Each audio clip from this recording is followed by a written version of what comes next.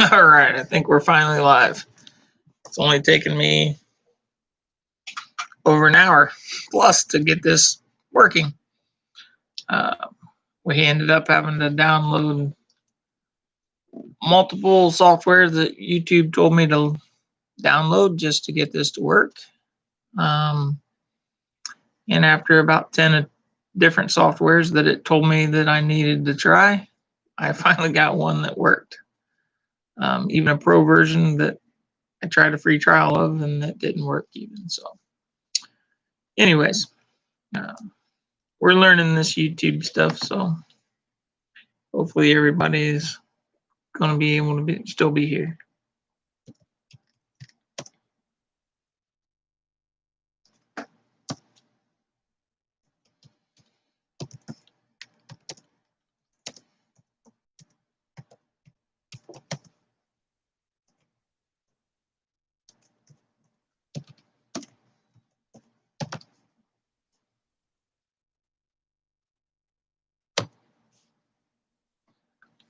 Let's see what we got here.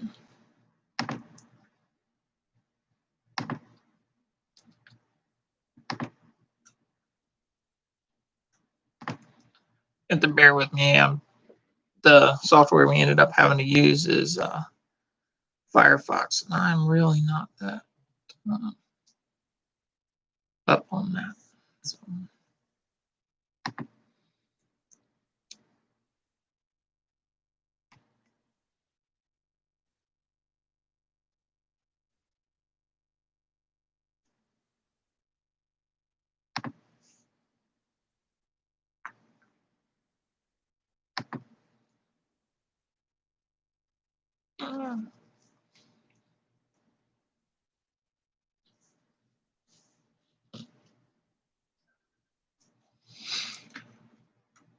All right, so we'll kind of get started here. First off, we want to make sure we thank everybody that has subscribed to us. This live is to kind of celebrate us getting past 100 subscribers to our channel. Those of you that are new to our channel might not know it, but initially we started this channel mostly when we started our honeybees. Basically, what we were doing was we were videoing every time we went out to inspect the hives or do anything with the honeybees. So basically what we did was we would go out there, we would video it, we would come back in, and we would attempt to I would upload it to YouTube. That way I could use our TV and we could kind of blow everything up to images that we could actually see. Go back through it, then we could take our notes on what we actually saw while we were in the hive. It was a lot easier and a lot cleaner to take notes that way than it was to have a pen and paper out there by the bees, because then you got propolis or honey or sugar water or anything all over the notes, and they got hard to read and they were stuck together and things like that. So then from there, it kind of developed into us doing some rotational grazing videos. I was talking about our American Aberdeen cattle. And then before we knew it, we actually had people subscribing to us and asking questions, and it kind of developed from there. So it wouldn't be where it's at today without our subscribers. So once again, we want to thank you guys for subscribing and actually commenting and interacting with us. So the other thing we were going to talk about tonight is some of the new things that we have coming up in the next year. We signed the papers the other day to go ahead and secure our breeding pair of Idaho pasture pigs. The piglets should be available to us the end of spring, early summer of next year. And with that, we'll have to go up there and pick them up. We are getting them from White Bison Farm in Wisconsin, so it'd be about a 8-hour one-way trip from our farm up there. But the nice thing about it is they had already invited us up there at some point to come up and do a tour of their farm anyway. And for us, we were looking around our area for the Idaho pasture pigs anyway. And then the more we thought about it, the more we thought that, if you're going to get a pair of breeding stock, why not get it from the person that runs the registry? So Jody at White Bison Farm is one of the members that runs the registry. So that's who we're buying our pigs from. She's been more than helpful anytime that we've asked any questions through Facebook Messenger or even on her Idaho Pasture Facebook page. So, she gives us the ratios that she grinds her feed with and everything. So, might as well go there. If we're looking to get into this, we might as well spend the money and the time to try to get the best genetics we possibly can to get us started. So that's going to be one new adventure for us next year.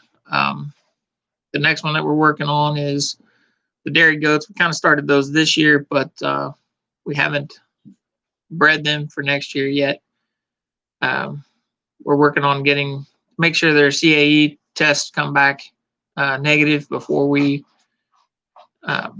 work on that. And as far as that's concerned, right now we have the option to take them and do a driveway breeding. So we'll have to put seeders in, sink them, and then take them over there and do a driveway breeding if that's one option. Feasibly seems to be a nice option. The buck that's available that way is a younger buck. He's got good genetics, been shown, does have some purple banners under his belt. So that'd be one way to go. The other method that we've found is there's a couple of a little bit older bucks still available. One of which is, I think, a 5-year-old, I think, and the other one's a 6-year-old. The 5-year-old is a little bit farther away from us than the 6-year-old is, I think. But and actually, the driveway breeding is the closest to us, even. So here, Mom is. Phoebe. Yeah, Phoebe's on here. Hi, Phoebe.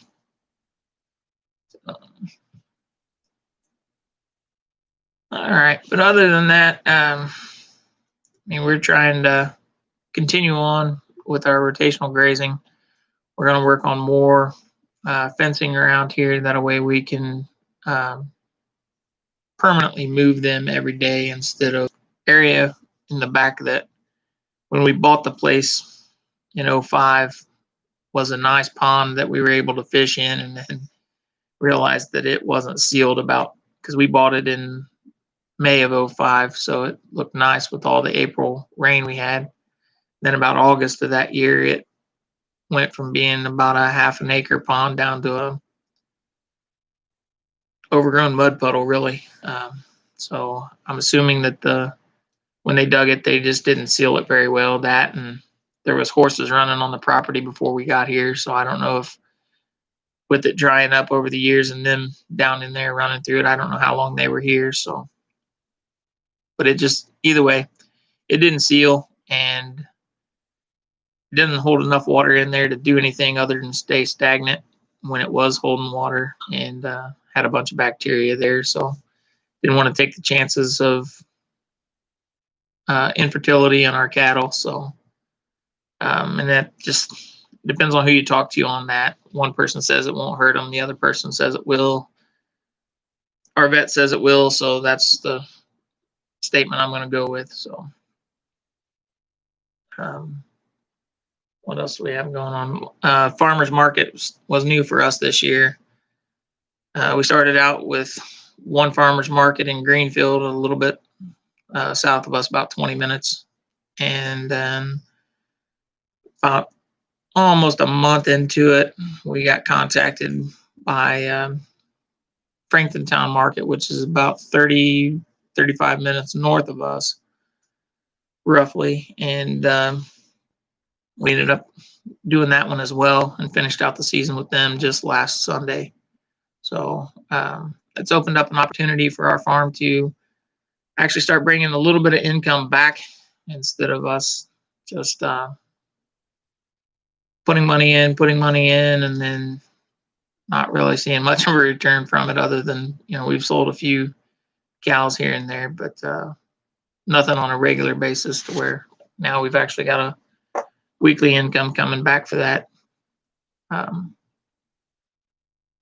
girls are excited about that. They get involved in that. I know you've seen some of the videos on here of the youngest Taylor is doing the headbands. So she sews those up and takes them to the farmer's market and sells them.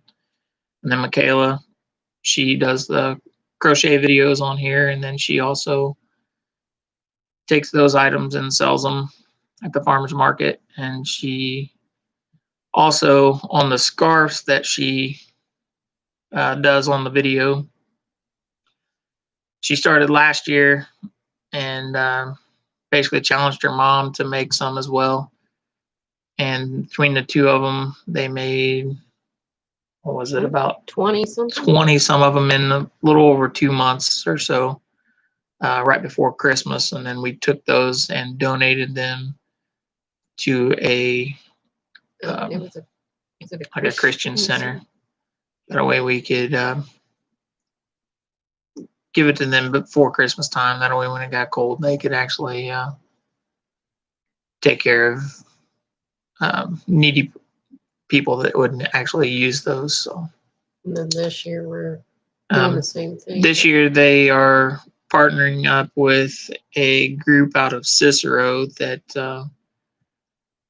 takes the items down to Indianapolis to the homeless camps in a backpack, basically, and it will have all kinds of stuff in it, from toothbrushes, toothpaste, deodorant, shampoo, gloves, hats, scarves, all of that.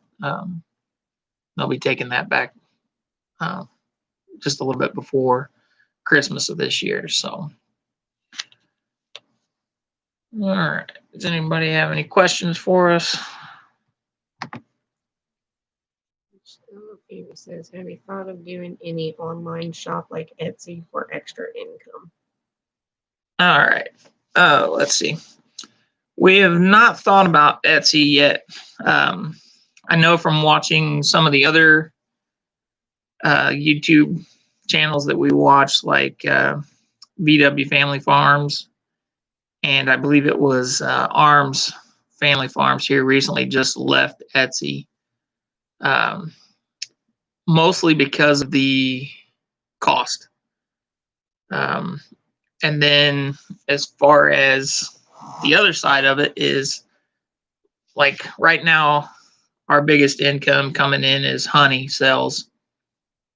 And Indiana is kind of a little bit weird on how that works, because we are, right now, we're a home-based vendor, which means in Indiana, we can only sell that at a farmer's market or at a roadside stand. And we have to sell it to the end user, basically. So here recently, I was contacted with some information regarding like they classify themselves as a online farmers market. And they actually serve 18 counties here in the state of Indiana. And the closest like depot for that to us would be about 30 minutes away in Carmel. I would need to check into that a little bit more, mostly just because of the legal aspect of that. Just the same as we would like to have done a giveaway on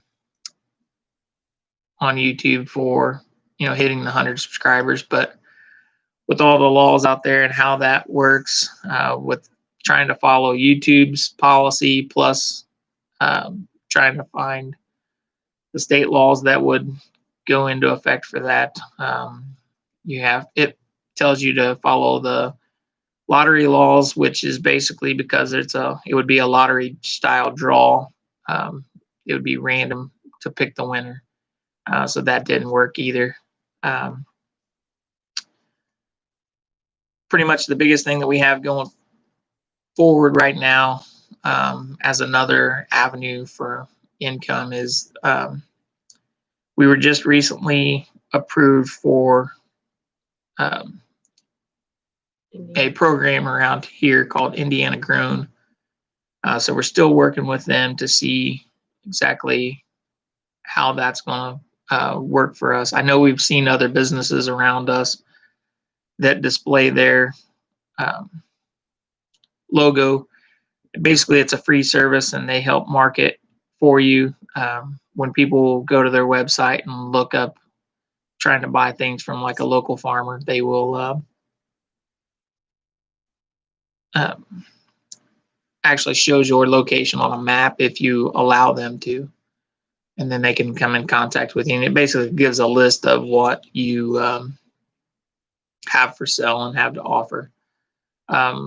We do have our own website, and it does have a store capability on it. So we could sell some of our products on there, like the girls' crocheted items, some of Brittany's crocheted items, and things like that. We can list our cattle on there that are for sale. So we have avenues to do that. It's just trying to take this from the hobby standpoint to a business. It's taken a few turns, but we'll get where we need to be eventually. So hope that answered your question there, Phoebe. So.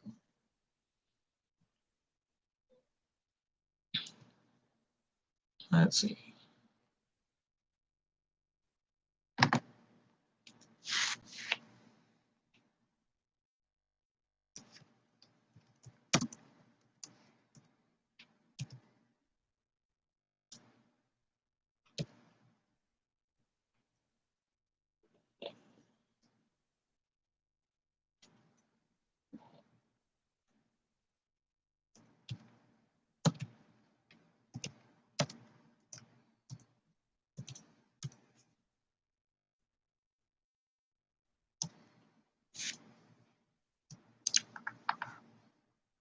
Come on, computer. Okay. All right. So, anybody else have any questions for us? Okay. I guess you got that. Answer says hi. Girls. The girls are here. I think you can. There you can see them. All right. So pretty much going on from here, we're going to try to stick to our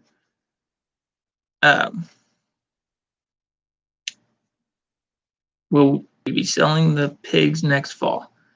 No. The pigs will, it depends on what size they will be by that time frame.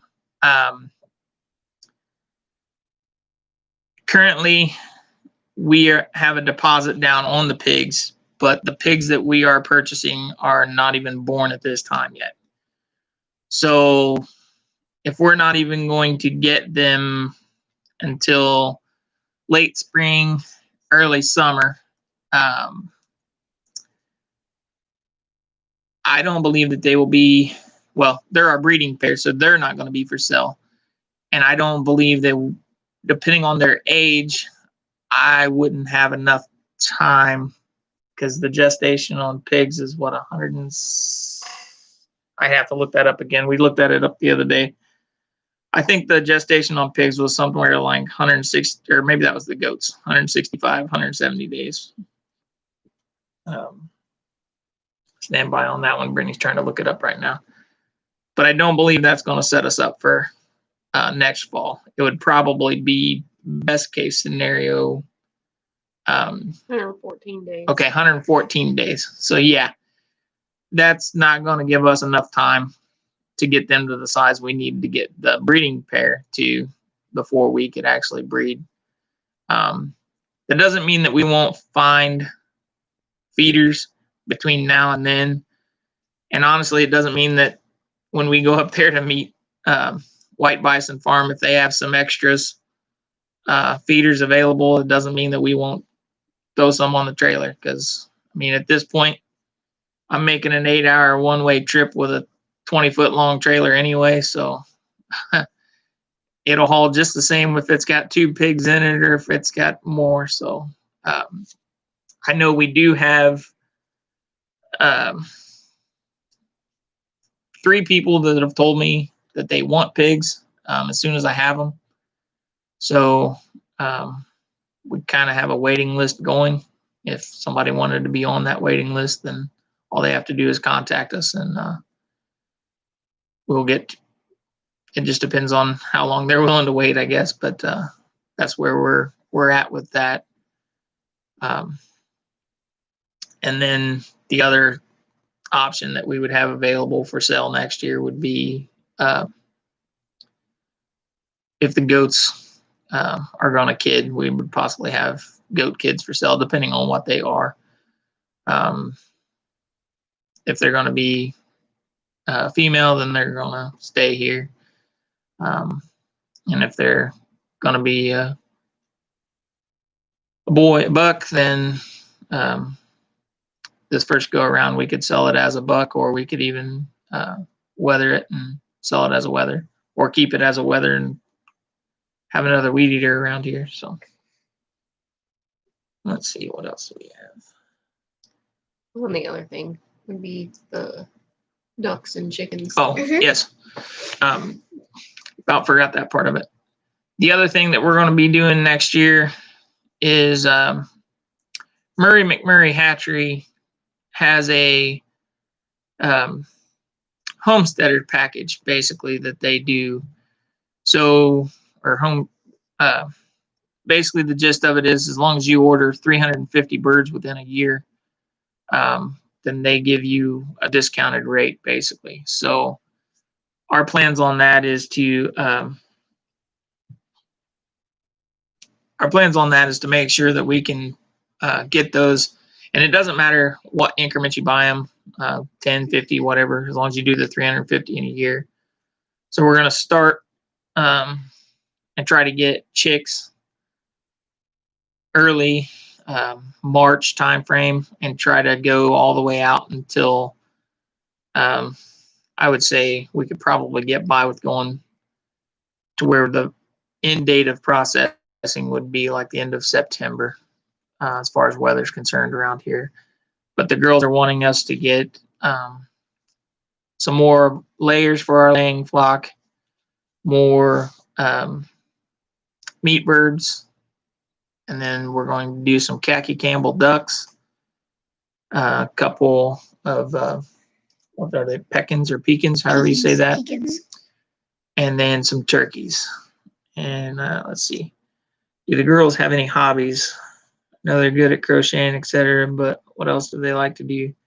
We like to sew. Yeah, they both like to sew. They like crafting. They've gotten interested in doing a little bit of wood turning now that we have the wood lathe. They enjoy showing their animals in 4-H. Bees.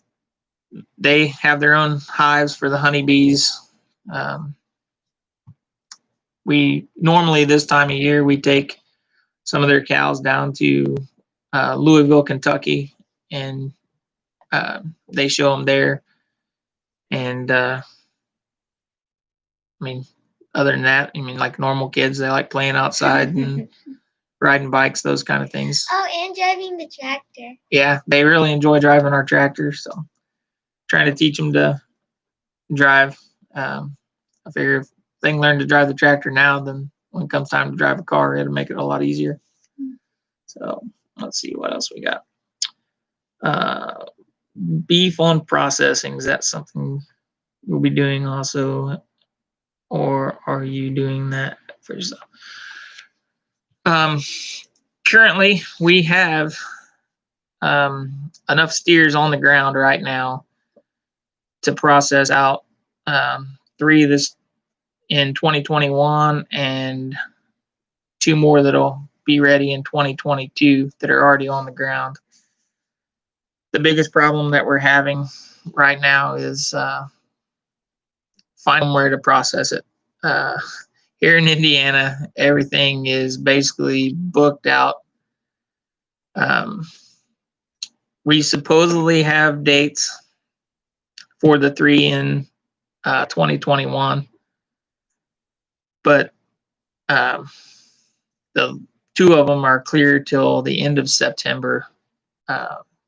And about every place that I've checked is completely booked out all the way through 2021. So the other side of it is, even if I had pigs to sell somebody next year, unless I wanted to process them out myself or they wanted to process them out themselves, there wouldn't be anywhere that I could find that would be doing it.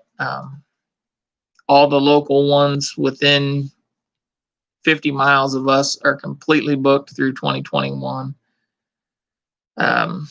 I've even called some of them a lot farther outside of that range to stay within Indiana. Not sure that it's feasible for us to process them ourselves, mostly just due to the need for the facility to be able to hang them and keep them cool enough and to be able to process them out, be inspected so that we could resell it, those kind of things.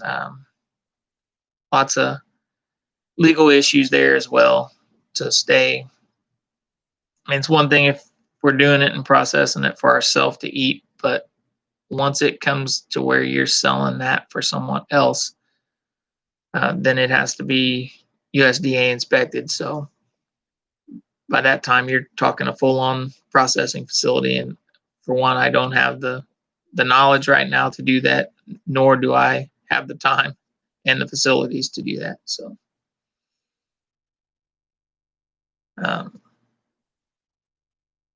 let's see what else we have here.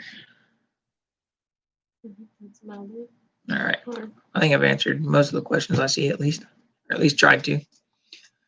But like I said, we appreciate everybody that subscribes to our channel and that are here tonight to talk with us.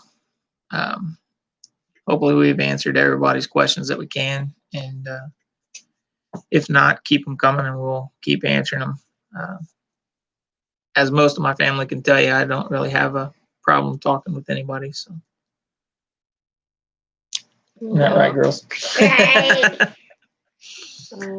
Another thing, future, maybe a greenhouse. Yeah. To grow vegetables to help The other thing that we are looking towards right now, planning stage, I guess, would be we want to get a greenhouse at some point. That way we can do some things year round. Also be able to start plants and have them going a lot quicker. So we'll see how that goes. We'd like to make sure that we can produce a lot more for ourselves to be a little bit more sustainable, that method. And then any extra that we have, naturally, we could take to the farmers markets now that we're involved in those. Let's see, what is beeswax used for? Well, the bees use it to cap their honey. That way, when it's at the right moisture content, they'll cap it off. And then that's how we know it's ready as well. So basically, the beeswax that we get is from when we're harvesting the honey. You have to cut the wax cappings off before we stick it into the extractor to extract it. And then from there, we basically rinse it off because you'll drain it for a little while in that tank so that as much of the honey as you can save off of it drips off of it. Then we rinse it off. And right now we're using a Presto like Fry Daddy pot we melt it down in there with some water in there as well, and run it through a strainer. That way we can strain it off, and then we melt it into approximately 1 ounce bars. We've had people buy them to use for like food wraps. So I guess you take a piece of cloth. I'm not exactly sure the process, but I think they found a way to do it off of YouTube, I guess. But it's along the lines of you take a piece of cloth, melt the wax, but it's reusable instead of disposable like the saran wrap would be. We're using it right now. We're going to be doing some more turning on the lathe, and we're going to use it as a wood finish. So you'll melt the beeswax down, heat up mineral oil so that it's warm. Once the beeswax is melted, mix the two together, and then you would be able to apply that one. You could either do it as a paste or you could heat it up and brush it on as a liquid. Hey, Wayne Watson. Yes, we've got the bees fed up and ready for winter. It definitely has been a tough fall here as well. It was pretty dry. Nothing was growing. So it pretty much threw us into feeding a bit to combat robbing.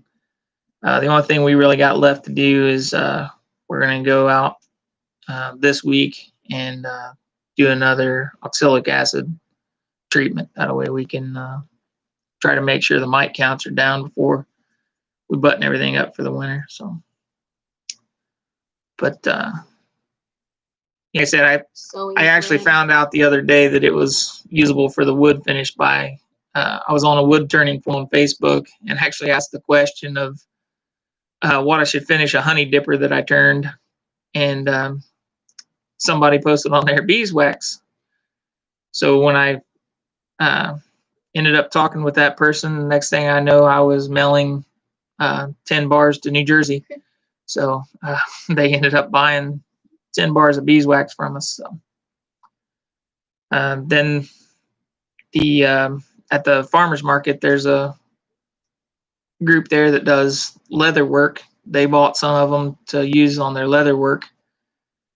Had another person that was a knife maker.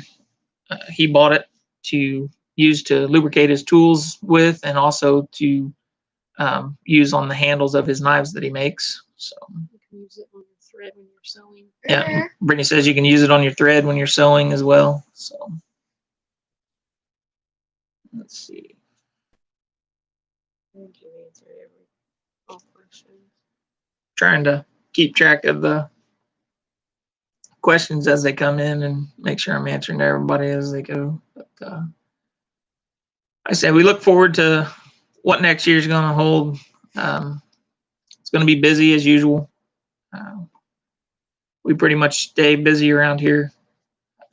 A lot of people ask us how we've been doing since COVID, and for the most part, it really hasn't changed what we do very much. And about the only thing that's kind of slowed down for us, which basically meant that we learned how to make some Mexican dishes at home instead of going out to get them as often, because the girls really like their arroz con pollo. So and their queso dip. So we learned to make that stuff here at home now. And Do you can a lot? But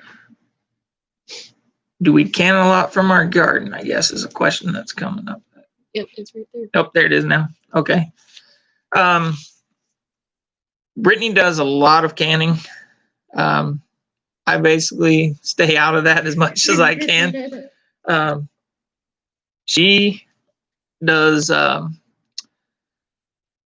see, tomato sauce, tomato juice, chili base, Pickles. pizza sauce.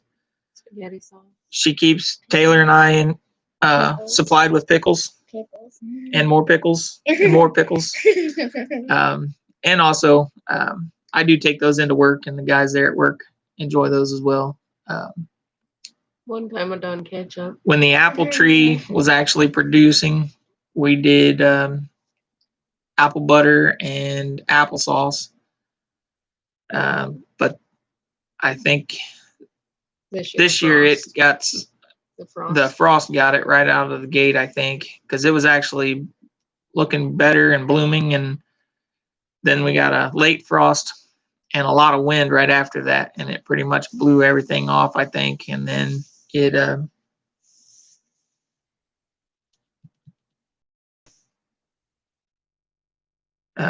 okay, let's see, and then that pretty much put a stop to it. And then since then, I think it actually got attacked by some bugs of some kind, because there was actually a hollow spot in one of the branches that come out. So I ended up taking it off just to be sure.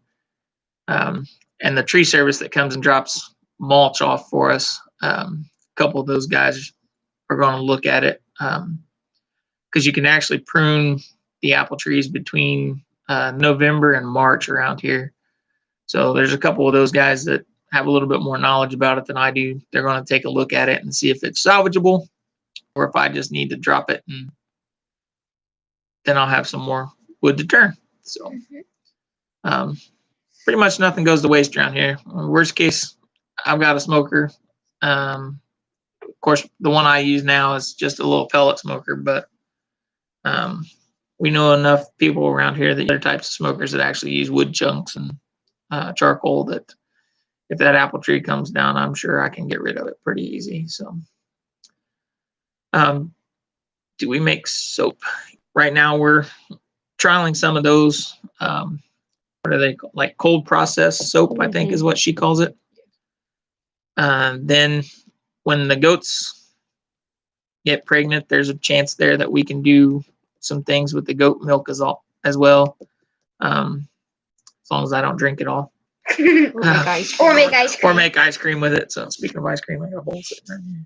So, but that does open up a little bit more for us. The other thing we do with beeswax around here, now that I think about it, is the girls make lip balm or chapstick, whatever you want to call it. So they make it with beeswax, shea butter, sweet almond oil, and if it's flavored, they put Loran's oils as the flavoring of it. Yeah, and then Brittany makes some lotion bars. And the soap has beeswax in it. And then soap that she makes has the beeswax in it also. So so far we haven't taken any of the soap to the farmer's market, but we do take the chapstick and the lotion bars. The chapstick's a pretty big hit. The Franklintown market that we go to, the person in charge there usually does a Facebook Live every week that we're there, and kind of walks around and shows what everybody has for sale that day. And during one of the events, we actually had someone drive there just specific for our lip balm because she saw it on the Facebook Live. So that's one way that we've been able to kind of keep the girls excited about doing the farmers markets, because that's theirs, and it's also a way for them to be able to support their goats. So far, the girls they're the ones that bought the goats, and they're the ones that supply the feed for it. All we do is kind of help them. That's kind of their thing. They want to use to contribute to our farm. So we're trying to do what we can to teach them to stay. To feed them, you have to know how much that costs. That way we can plan for it. And then, if the vet needs to come out, then they need to be able to pay for the vet as well. Let's see. How often do you harvest honey? Well, right now, a little bit more in the fall. Well, technically this year we actually harvested 3 times because it was kind of a different year. The flow hit pretty hard, and we basically harvested I guess, in the summertime, mostly because, well, the end of July, mostly because we were almost out of boxes and I needed to clear some of them out so that I could let them refill them again. So we ended up getting, let's see, I think it was first go around, if I remember right, we pulled about 165 pounds of honey, ballpark, I think is what that one was. And then that was like June, I think. Then the end of July, we had more hives that were producing at the time, so we ended up getting about 585 pounds of honey off of that group. And then the last go around, we ended up with a little over 300, I think it was. I don't remember the exact numbers on those. I know 1,130 pounds was the end for the whole year, which was above our goal set by our mentors. The goals that we had, that we sat down and talked with our mentors about at the end of last year was, at that time we had 17 hives going into winter. So we wanted to be at 40 hives by this winter and hit 1,000 pounds of honey.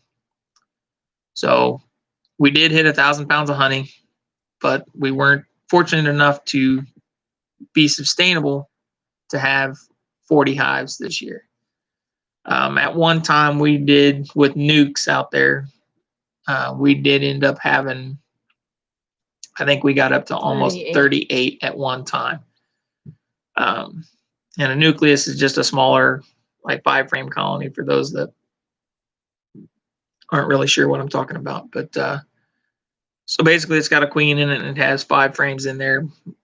And that's a kind of a starter colony, basically.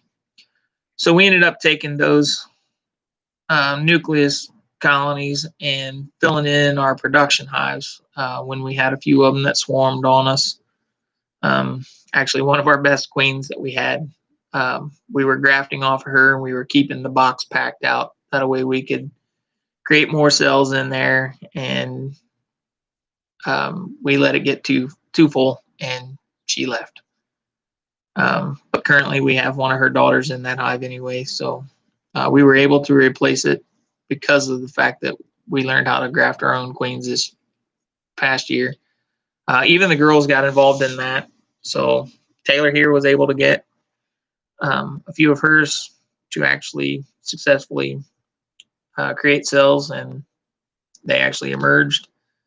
So and the way we did that was we put everybody's initials on the queen cups that they grafted, and then went from there. And actually Brittany had the highest percentage of ones to take. So basically after that first go around, I tried a couple the next time, but for the most part just stepped out of the way and let Brittany do the grafting part of it. You know your strengths and understand them, and I'll do the lifting and let her do the grafting. So even after having LASIK, I still have a little bit of trouble with my eyes because I had a real bad stigmatism. So all right, let's see. I think that kind of caught me up again. But other than that, we're kind of looking at different ways that we can go about the selling side of it. Like I said, on the honey side of it, it pretty much restricts us right now to the farmers markets and roadside stands. And the only way to change that is to have a fully inspected commercial kitchen to do the honey processing in. So once again, that's another expense, and basically have to have the facility to do that in as well. We do have a full kitchen capabilities in our garage, because the garage, when we bought this place, they had actually taken the garage doors off and was trying to set it up for a daycare. So it actually has hookups for washer and dryer, has a full bath, all that kind of stuff in it. But it is by far not a commercial kitchen.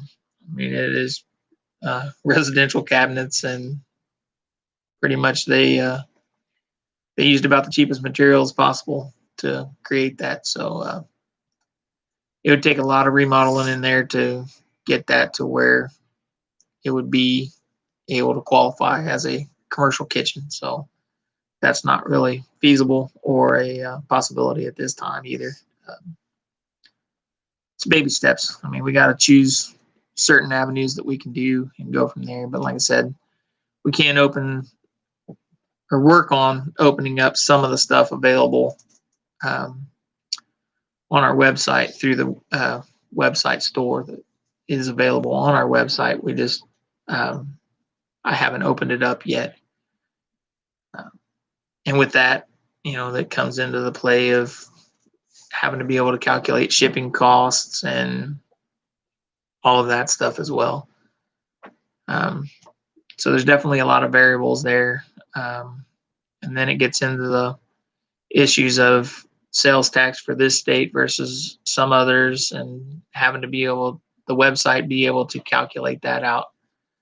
I'd have to look a little bit further on our website to see what those capabilities are and what they're not. And if our current website doesn't do that, the other option we have is when we're at the farmers market, we use the Square app for our POS system. And I heard over the weekend a couple other vendors talking that the Square app actually offers a free online store for vendors. So that might be something that I can look into as well, to give us another option. And maybe the fees with that would be a little cheaper than like your Etsy and those kind of things. So definitely trying to hit the ground running for 2021. There's going to be some changes in the garden. We're deciding now whether we are going to continue next year with the wood chips being delivered, or if I'm going to cancel those. That way we can access the full garden like we used to do a few years back, or if we're going to stay down to the small garden that we do now, or I guess for us, what we classify as the small garden, which is 12 foot wide and 40 foot long. It was still big enough that Brittany did 23 tomato plants. 23 tomato plants and 6 rows of corn in it. 6 rows of corn, some zucchini, butternut squash, sunflowers, jalapenos, green beans, and bell peppers. And bell peppers in it. And then Michaela started her own garden on the other side of the fence this year. Volunteer tomato plants and stuff like that. Yeah. So, but if we stop the wood chips, we can take back over the area where I let them dump when it gets too wet for them to take it all. And that opens us back up to another, if I remember right off the top of my head, I think that's an area about 40 wide by 60 long. So that'd be quite significant to either be a garden again, or maybe that's where we do the greenhouse, because it's in full sun all the time. And in my opinion, would be a nice location for a high tunnel. So we'll see how it goes. We have to sell a few cows to get that accomplished, but we'll see how it Daddy, goes. guess what? Remember what Justin Rhodes said? It's always great to have a garden next to the chickens. Yep. Yeah, and that's the other thing is we're not too far away from the chickens there, I guess. But initially, we were really close to the chickens because there's a small shed right next to the current garden, and that was our chicken coop initially. But once winter came, a few years worth of wintering them out there and having to carry 5-gallon buckets of water about 100 feet each time, that got old real quick. So we used one of the existing stalls in the barn and turned it into the now chicken coop that you guys see on the videos. So makes it a lot easier when the hydrant's basically 20 feet away instead of over 100 foot. So, and it's indoors that way. So, let's see. Hope that's. Do you plan on doing any videos? Yes, we do. We do a few small version cooking and canning videos now. I'd be fine with increasing that, especially when it comes to using the smoker.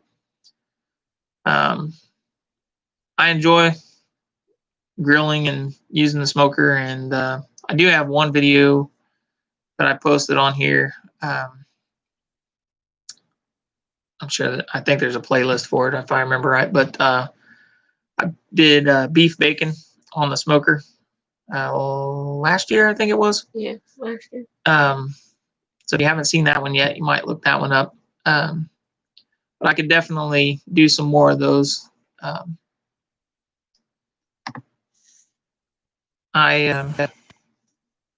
I go to work, I do quite a bit of those too. But he does the meats, not the side dishes.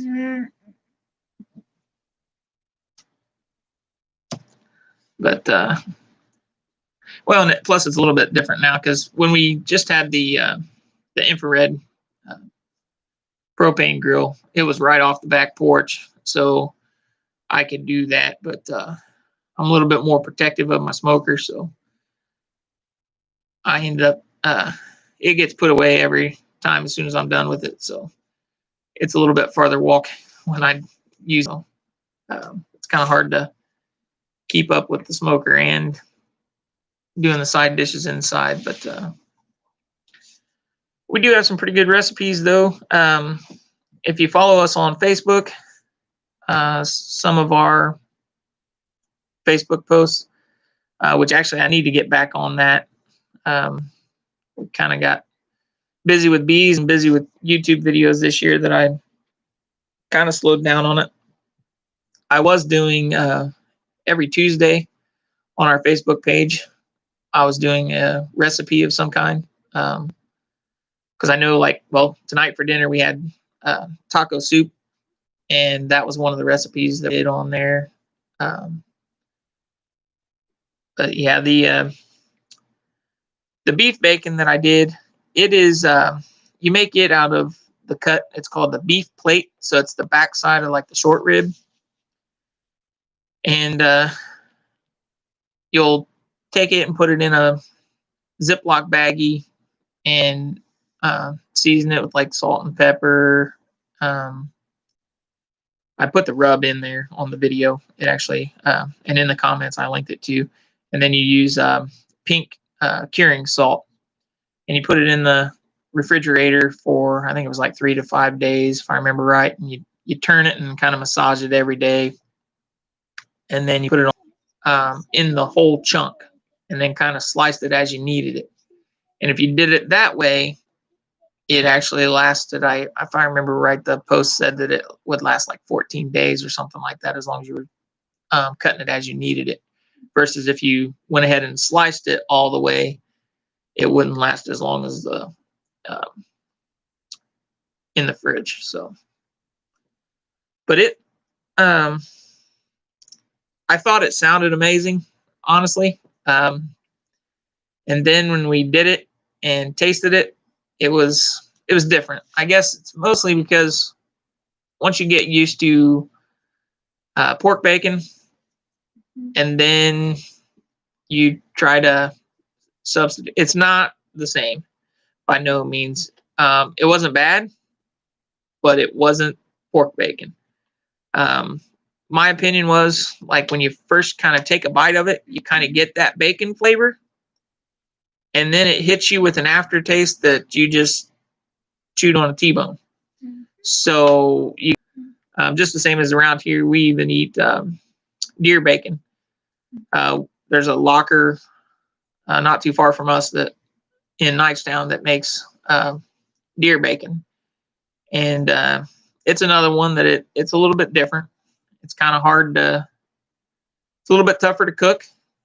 because it doesn't really shrink like pork bacon does. It doesn't change color. So it's kind of trial and error to see when it's done or not. But it's pretty good as well. If you don't cook it very slow, then you will end up making jerky. So you got to kind of watch that. Let's see, what are the other things? Yeah, as far as cooking and canning goes, Brittany can, at least next year, we can definitely put together some more canning videos. Little like 9-inch one that it can get a little bit closer to. So we can get those going. And then,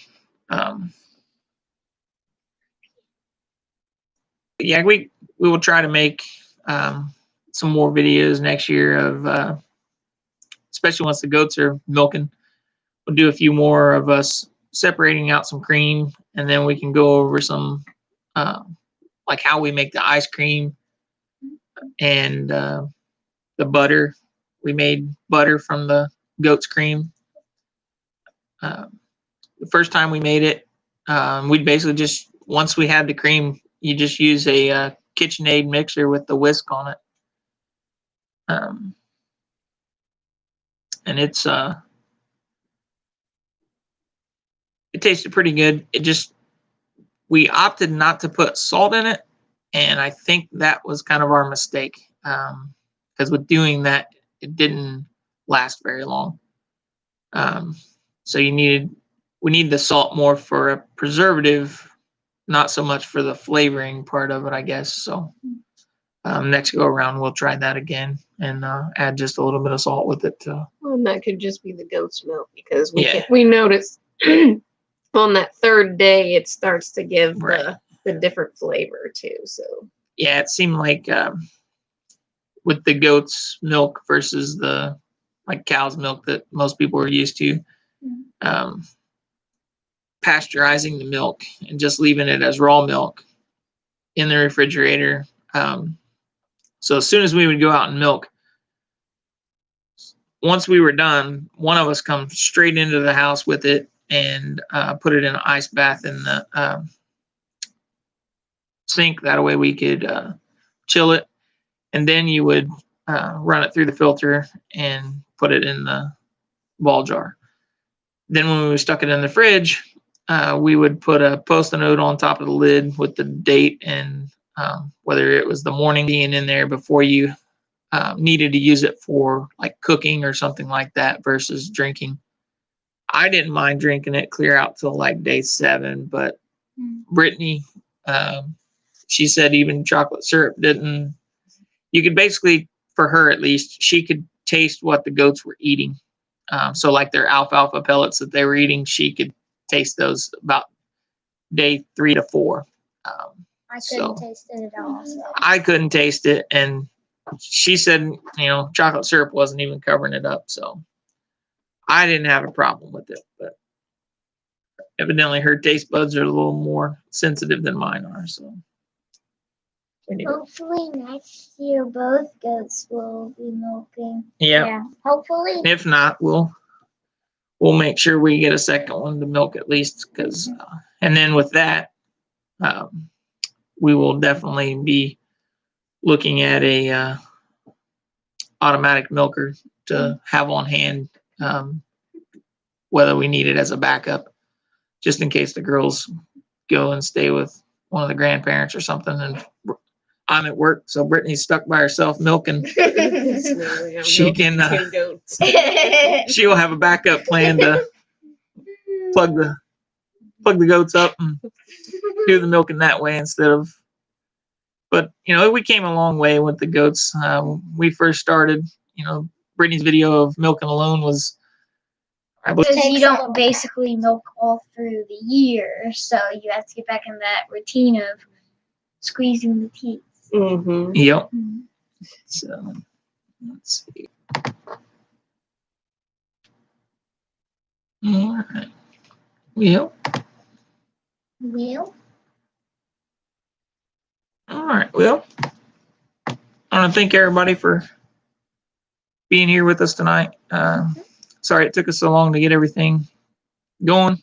so we were a little bit behind on time. Technology is not quite my friend because we normally use my cell phone to do most of the videoing, and YouTube standards, we can't do YouTube live on a mobile device until we get 1,000 subscribers. So we ended up having to download quite a few different software programs that YouTube told us would work that didn't, and basically I was just going through the list, everyone that it said would work, I would download it until I found one that actually did work for me. So It says we're buffering. We keep buffering. no. And that's probably, if we keep buffering, that's probably the software. Because YouTube says it's slower on this webcam version versus using a pro streaming software. And the pro streaming software that they recommend didn't even work tonight. Let's see. Because even though we're out in the country, we have very good, I can tell just by the video quality that I'm seeing of myself. Mhm. So, Phoebe says, well done, good live. It will get better with practice. all right, thanks. All right, well, that's about an hour into it, guys. I appreciate you guys for showing up. Like I said, we couldn't do this without having subscribers, so we'll try to get back to you guys as soon as we can with any questions, comments you guys have. We appreciate you guys being here, and we'll see you guys in the morning. We've already got tomorrow's video uploaded, so it'll be ready at 6 a.m. And we'll see you guys on the next one. We're going to try and keep pushing on, get more subscribers. With your guys' help, we can maybe hit that 1,000 subscriber mark, and then we can do this YouTube live from my mobile device, and I'm sure it'll be a lot better quality.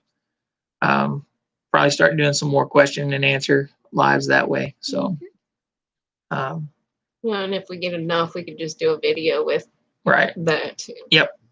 Yeah, if you guys send us your questions, then worst case, if we get quite a few of the same question, we'll just do a live event and answer that question on live. That way